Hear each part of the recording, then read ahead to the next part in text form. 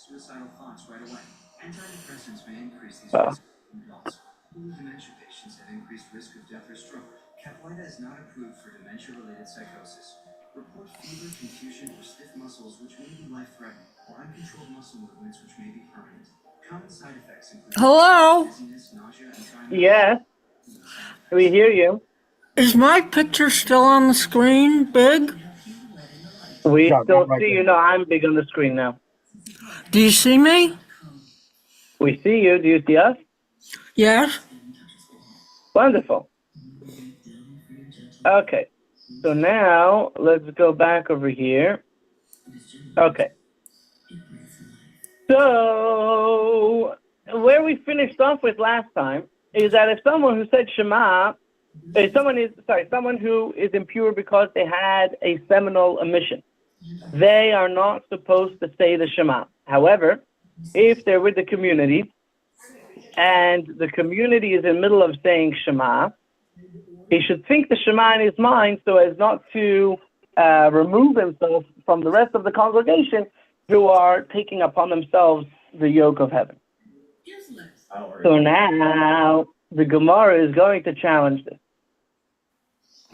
Prayer, which is also a matter in which the community is engaged. While we're praying, everyone's praying together. The Amidah, the standing Shemona Esrei. So one who is standing in prayer and remembered that he is one who experienced the seminal emission and did not yet immerse himself, he should not stop his prayers. Rather, he should abridge it. The Gemara infers the reason why he should make a short prayer and shouldn't stop it is because he's already in the middle of his prayers. However, if he did not yet begin, he should not begin, even by means of contemplation. So everyone else is going to be standing and saying the Shemona Esrei, the Amidah, the prayer, and he is going to be sitting on the side or standing on the side without saying the prayer and without thinking the prayer. So how does this fit with what we learned about Shema, that a person is not allowed to remove themselves from the rest of the congregation? So the Gemara responds that prayer is different, because as important as the Amidah prayer is, it does not contain the acceptance of the yoke of the kingdom of heaven.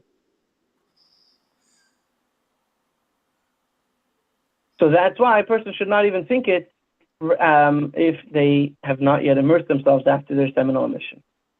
Okay. The Gemara doesn't like that answer, because we also learned about grace after meals. And about grace after meals, we learned that a person is supposed to say the blessing. So the Gemara asks as follows, and grace after meals does not contain the acceptance of the yoke of the kingdom of heaven. Yet we learned in the Mishnah that over food one recites the blessing afterwards, but does not recite a blessing beforehand. So why should a person be saying the grace after meals if it does not have and does not contain the acceptance of the yoke of heaven? It's not that it's not as foundational and fundamental. So the Gemara comes up with a different explanation of why Shema and grace after meals this person should say, as opposed to the standing prayer, the Amidah, which he should not.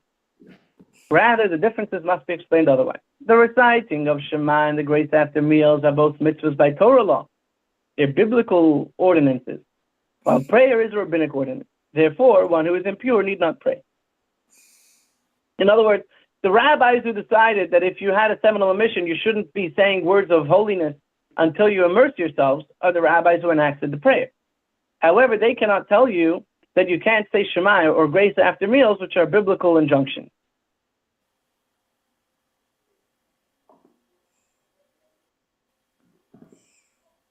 Rabbi Yehuda said, oh, you know what? It could be that we already did part of this last time, but let's go over it again. Rabbi Yehuda said, from where is the mitzvah by Torah law to recite grace after meals derived? As it is stated, and you shall eat and be satisfied and bless the Lord your God. That's pretty clear. After you eat and you're satisfied, you have to make a blessing. From where is the mitzvah by Torah law to recite the blessing over the Torah before you read from the Torah when a person gets called up for the Aliyah, or when a person is learning Torah, which reminds me, as it did last time, that we didn't start off with a blessing of the Torah, so let's all say together, Baruch Ata Adonai Eloheinu Melech HaOlam Asher Kiddushanu B'mitzvotav V'tzivanu Al Divrei Torah. Blessed are you, the Lord our God, King of the universe, Master of the universe, who has sanctified us with His commandments and commanded us regarding the words of the Torah. Meaning that so where does it say it? So the verse says as follows: when I proclaim the Lord's name, give glory to our God. Meaning that before one proclaims the Lord's name by reading the Torah, they should give glory to God. So then we had, I think this is where we finished off last time.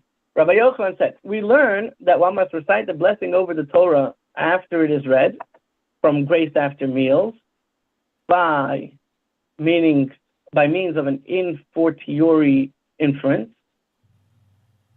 And we derive the obligation to recite a blessing before eating food from the blessing of the Torah by means of an a fortiori inference.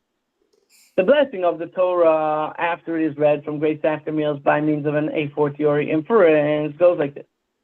Food which does not require a blessing beforehand by Torah law requires a blessing afterward. The Torah which requires a blessing beforehand, is it not right that it requires a blessing afterward? Of course it does. In other words, if when you eat food, you have to make a blessing after, but you don't have to make a blessing before, you have to make a blessing after. So the Torah, which you do have to make a blessing before, for sure you should make a blessing after. And similarly, we could say the other way around. Blessing before partaking of the food from the blessing over the Torah by means also of an a fortiori inference, which we call a kal v'chomer in Hebrew, or in Gemara language. The Torah, which requires no blessing afterward by Torah law, requires a blessing beforehand. So food, which requires a blessing afterward, of course it requires a blessing beforehand.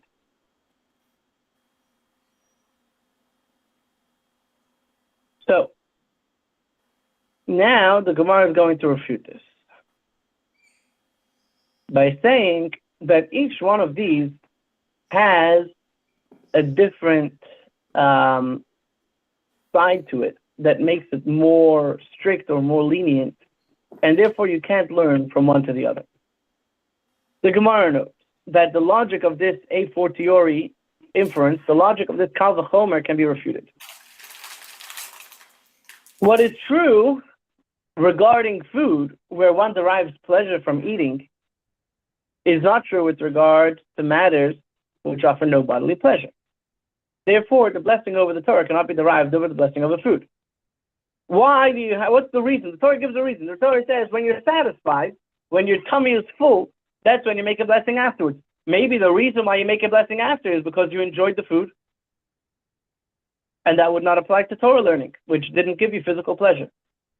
And similarly, what is true with regard to Torah that provides eternal life to those who engage in its study is not true with regards to matters that do not provide eternal life. So maybe the reason why you make a blessing over the Torah in the beginning is because we're thanking God for giving us the key to the gates of heaven for eternal life, as opposed to food, which does not bring us to eternal life. Therefore, the blessing before partaking of food cannot be derived from the blessing over the Torah.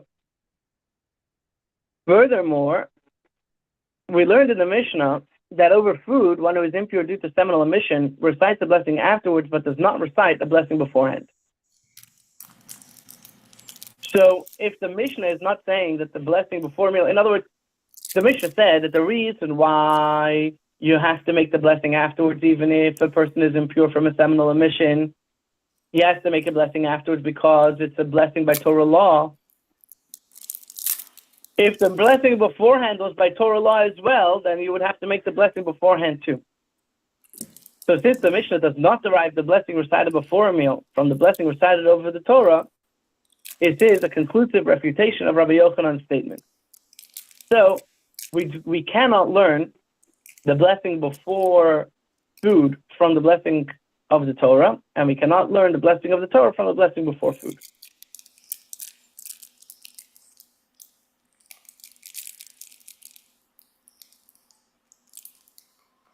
So here we're going to get to a a major principle, which is,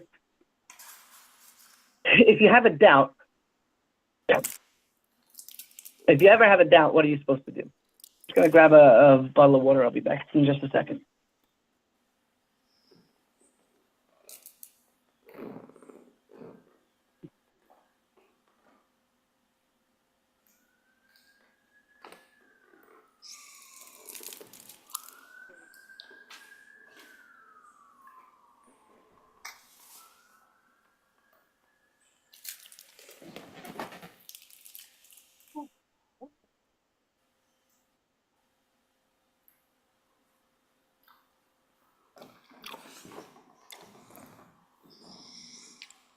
Sorry about that. Baruch atah Adonai Eloheinu melech haolam she'hakoil nהיה b'dvarim. That was the blessing over food, the blessing before food. Like, it looks like my image went away. Can you still hear me? Yes. Yeah. Wonderful. Okay. So Rav Yehuda said, so back to the question. If you're in doubt, what are you supposed to do? For example, let's say you have two opinions. Which opinion are you supposed to follow, the lenient opinion or the strict opinion? What do you guys think? Strict. Good, you're both right. You know the introduction to Talmud. These two people come in a dispute before the rabbi. This one says, this is what happened, and that's how much that guy owes me. The rabbi says, you're right. Then the second guy comes and says his opinion. And he says, this and this and this is what happened, and so that guy owes me that much money. And the rabbi says to him, you're right. I hear you. You're right. So the Rebbitzin calls from the other room. She says, Rabbi, how could they both be right? And he says, you're right too.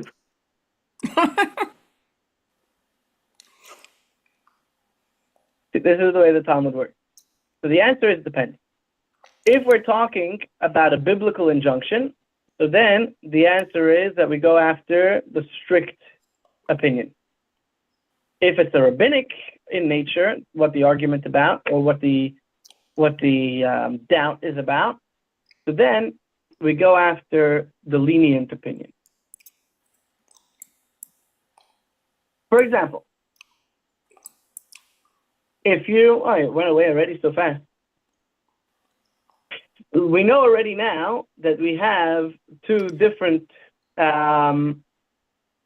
mitzvahs. There's the mitzvah to recite a blessing after food, which we said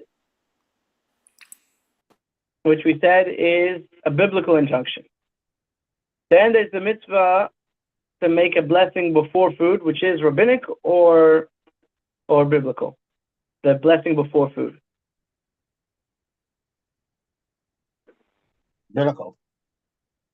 Rabbinical. So if you forgot whether you made the blessing before the food, do you repeat it or not?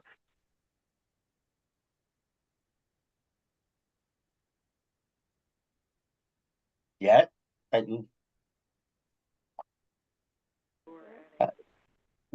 no one says you can't say it twice, right? You have to.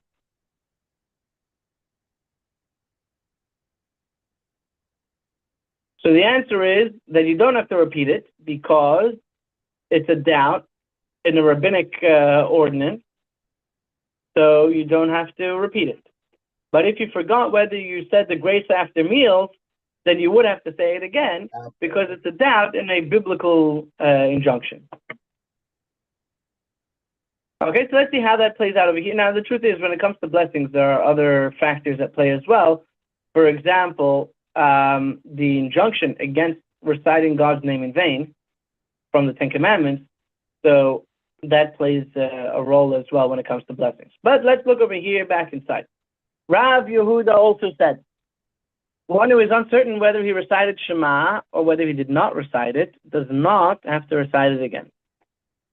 However, one who is uncertain whether he recited true and firm, which is the blessing after the Shema in the morning, he must recite Emet V'Yatziv again. What is the reason? The reason is because his opinion is that the obligation to recite Shema is only by rabbinic law. I don't know if we learned about this yet, but according to Rav Yehuda, reciting the Shema every day is a rabbinic ordinance. So therefore, his ruling follows the principle that in cases of uncertainty involving rabbinic law, the ruling is lenient and he does not have to repeat it. However, since the following paragraph, Emet V'Yatziv, is primarily a commemoration of the exodus from Egypt, so commemorating the exodus from Egypt is a mitzvah by Torah law. And in cases of uncertainty involving Torah law, the ruling is stringent and he must repeat it.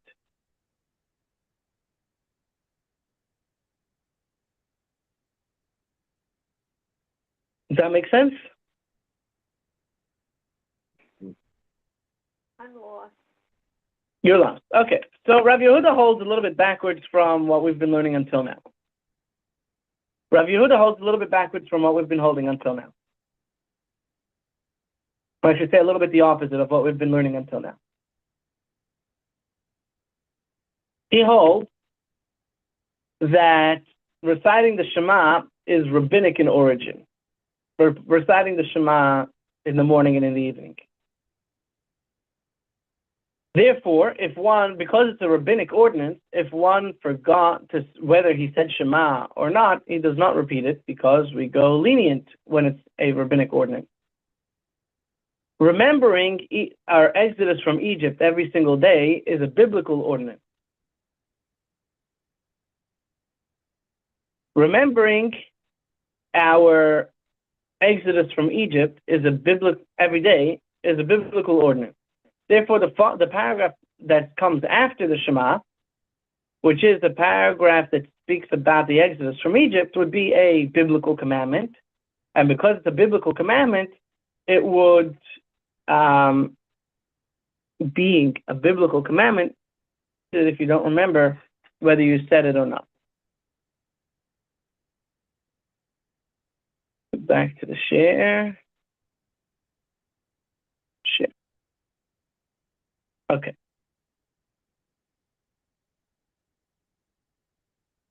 Rob, does anyone have any questions, by the way, on his opinion that reciting the Shema every morning and every evening is rabbinic in origin? Anybody want to refute that?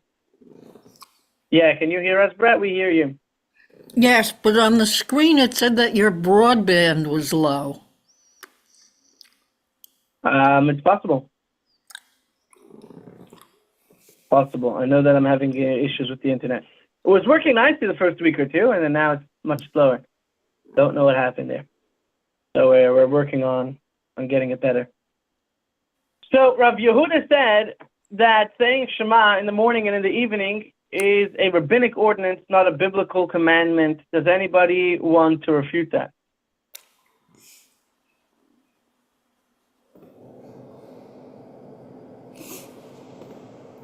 Anyone?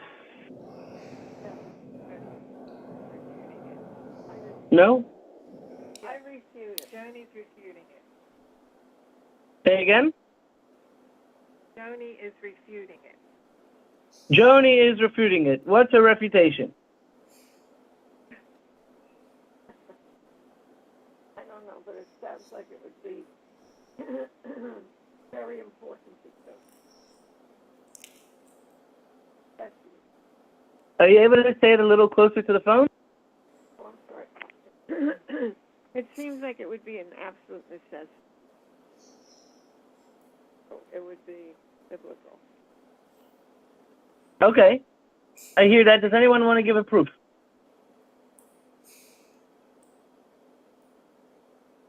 Anybody wants to prove to us how we know that saying the Shema is a biblical commandment?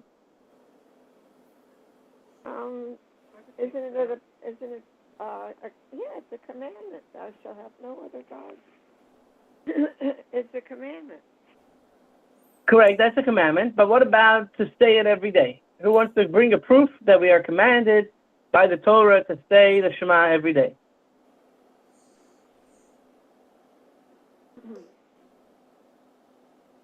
Is anyone next to a siddur, a prayer book? I got one over here. I have one. You have one. Who wants to open up to the Shema? The Shema is verses from the Bible, straight out of the Torah. The Shema is verses straight out from the Torah. So who wants to look inside a prayer book and read the verses of the Shema and find for us where it says that it's a commandment to read it every day?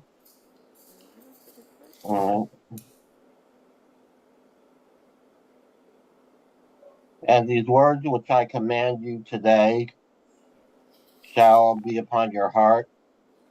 You shall teach them thoroughly to your children. Keep on going. And you I'm shall looking for speak the of word them. I'm looking for the part where it says every day. Oh, if you go in Sorry, there. 9. Oh, okay. I got it. When you lie down and when you rise. Yeah, it says, and you shall speak of them when you lie down and when you rise up. It doesn't get more clear than that, does it? You have to say the Shema twice a day. Very good. Very, very good, everyone. So let's read that inside. Rav Yosef raises an objection. How can you say that the obligation to recite Shema is only rabbinic law when it is explicitly written, and you shall recite them to your children and speak of them when you sit in your home and when you walk by the way, when you lie down and when you rise? So you see very clearly that it's written right there in the book that you have to say it in the day and in the night. So Abaye answered him. Abaye said that if you look very carefully, you don't have to translate the verse like that. You don't have to translate the verse as saying that you have to recite the Shema every morning and every evening. You can recite that verse to be written with regards to matters of Torah, that you have to learn Torah every morning and every evening. One need not interpret the verse in the conventional manner as obligating the recitation of the Shema, but rather one can read it as referring to the general obligation to study Torah. From here, the Gemara attempts to resolve this issue by citing proof from our Mishnah. Let's look back at our Mishnah. We learned that the Mishnah, one who experienced the seminal emission, may contemplate the Shema in his heart, but neither recites the blessings before Shema, nor the blessings after. Over food, which after partaking, one is obligated by Torah law to recite a blessing, one recites the blessing thereafter, but not beforehand. Now, Rabbi, if it would enter your mind, yeah? it says, and these words which I command you today, these words specifically. It doesn't say anything else. It's referring specifically to the words. Hear, O Israel, the Lord our God, the Lord is one. Okay, so then it's a good point. These are the words that you put in, that are the tefillin and the mezuzah. It's very specific. You're raising a very good objection.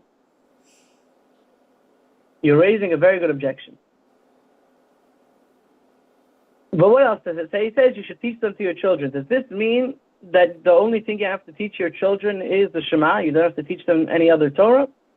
Any other words of the Torah? No.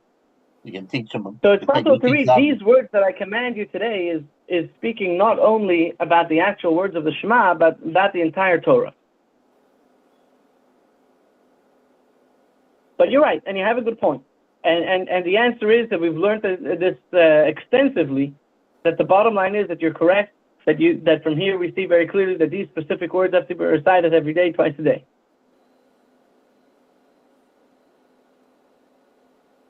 It's a very good point, a good objection. But it is also possible to read it as referring to a general commandment that you have to teach your kids Torah, and you have to be involved in Torah study.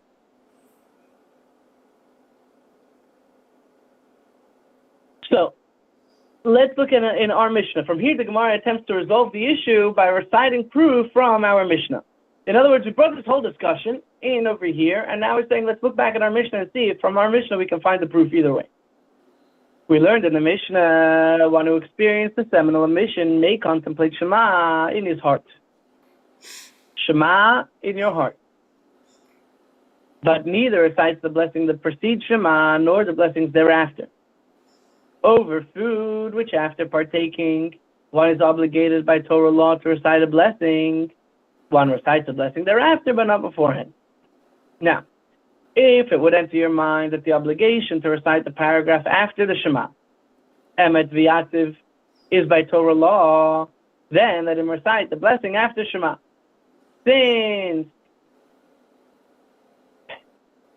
he is exempt from reciting the blessing after the Shema, we must conclude that the blessing after the Shema is not biblical in origin. The Gemara refutes it. What is the reason why he has to say the paragraph after the Shema?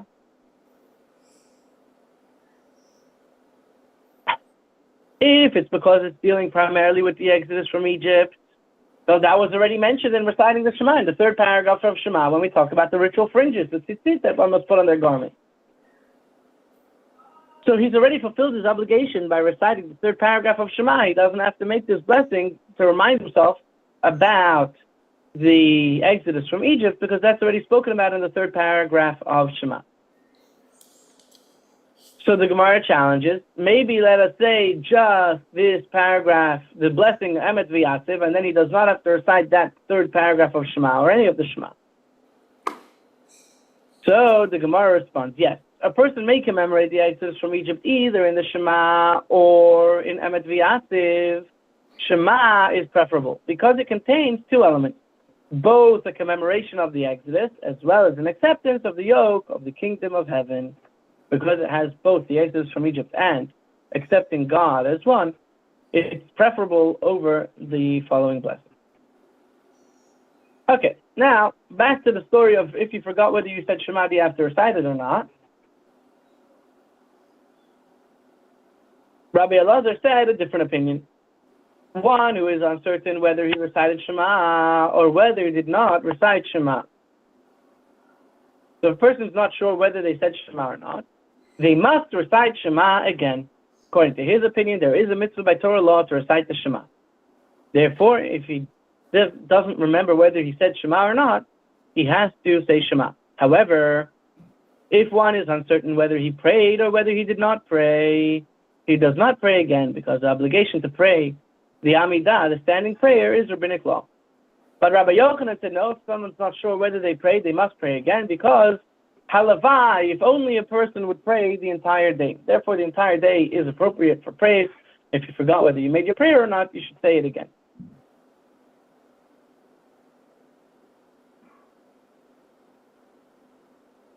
Rav Yehuda said, in the name of Shmuel, on the topic, continuing on the topic of prayer and forgetfulness. One who was standing in his prayer and remembered that he already prayed must interrupt his prayer even in the middle of a blessing. You stop praying because you remember that you already did it. The Gemara challenges this. Is that so? Didn't Rav Nachman say when we were in the school of Rav Bar Avua, we raised a dilemma before him? The students in the school of Rav were mistakenly reciting a blessing from the weekday Amida on Shabbat. Instead of the special Shabbos prayer, they were saying the weekday prayer. What is the ruling with regards to completing the weekday prayer? And over there, Rabbi Bar Avua said to us, the ruling is that one must complete that entire blessing. Even though it was a mistake, he has to say the full blessing. So if on Shabbos a person has to recite finish the full blessing of the weekday blessings, how did Rabbi Yehuda say that one must interrupt his prayer even in the middle of a blessing?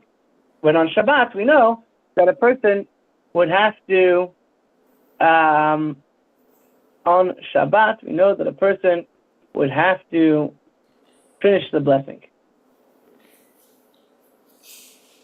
The Gemara rejects this and says you can't compare the two cases.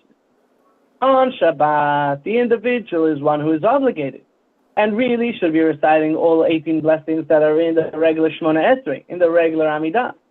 And it is the sages who did not impose upon him in deference to Shabbat. In other words, in order that we can enjoy Shabbos and have something to look forward to, we have a shorter prayer. But here, didn't he already pray? But he already prayed, therefore he can stop even in the middle of a blessing. I'm not sure what happened here to the video. Okay, you all able to hear me still? Uh-huh. Perfect. Okay, and Rabbi Yehuda said that Shmuel said,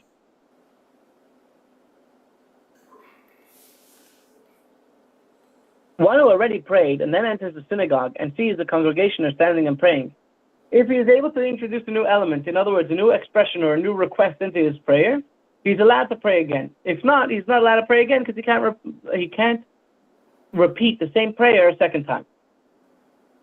And the Gemara notes that this concept is identical to Shmuel's previous statement regarding one who already prayed that he need not pray again. Nevertheless, both statements are necessary. If you would have taught us the first halacha, we would have said that you're only allowed to finish your prayer if you started a prayer, you finished your prayer, and then by mistake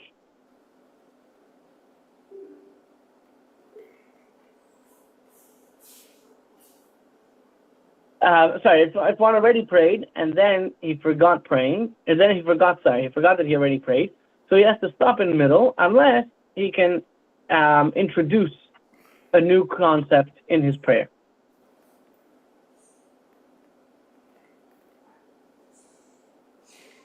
And now we are on to 21b, or a case where he prayed as part of a congregation and began to repeat it as part of a congregation.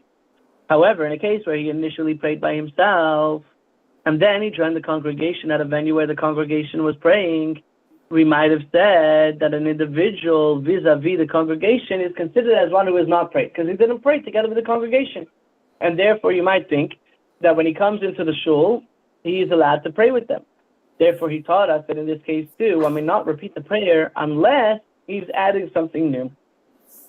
And on the other hand, if you had, suppose he prays by himself, and then he's walking by the synagogue, and they say, "Hey, we have 9 men. We need you to make a binyan." So he goes in to make a binyan, and they start saying the same prayer. Mm-hmm. Is that so? He's saying the same prayer again. It's a good question. The answer to that is that in order to be the 10th man for a minyan, you don't actually have to be praying together with them. You just have to be there. You need to have 6 individuals praying together. 6 men praying and 10 men in the room. Okay. In order to have a minyan. Does that answer your question?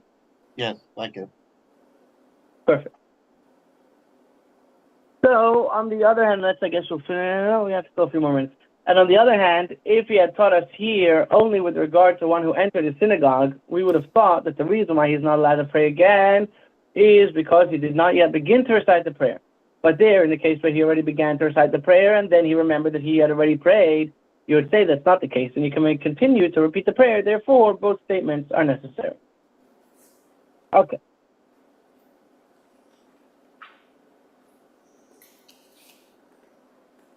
One second.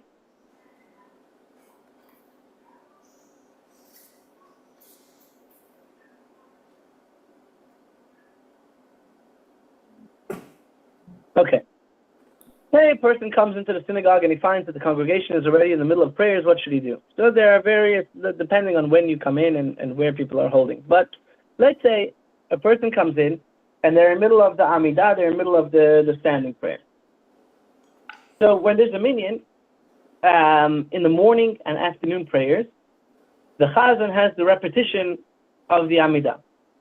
So a person comes and he sees that everyone's already in the middle of their prayers. Should he start or should he wait? So Rav Huna said, one who did not yet pray and enters the synagogue and found that the congregation is in midst of reciting the Amidah prayer, if he is able to begin and to complete his own prayer before the prayer leader reaches the blessing of thanksgiving, towards the end of the Chazan's repetition of the Amidah, he should begin to pray and finish praying, and then he should recite the thanksgiving together with the congregation. And if not, if he won't be able to finish his prayer by the time the Chazan gets to the thanksgiving in his repetition, he should not begin to pray. He should wait until after the Chazan's repetition of the Amidah, and then he should begin his prayers. Rabbi Yeshua ben Levi argues, Rabbi Yeshua ben Levi says, if he is able to begin and complete his prayer before the prayer leader reaches the sanctification, the Kedusha, which is towards the beginning of the repetition, then he should begin to pray. And if not, he should not begin to pray. He should wait until after the Chazan finishes his repetition of the Amidah before he begins his prayers. So, what is the argument here with regard to what do they disagree? The basis for their dispute is that one sage, Rav Huna, holds that an individual is permitted to recite the Kedusha on his own, the sanctification on his own, so he need not insist in reciting it along with the prayer leader.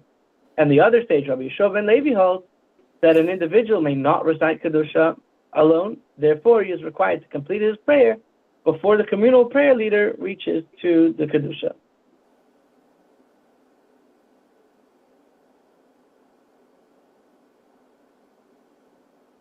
Okay, let's finish off with this last line.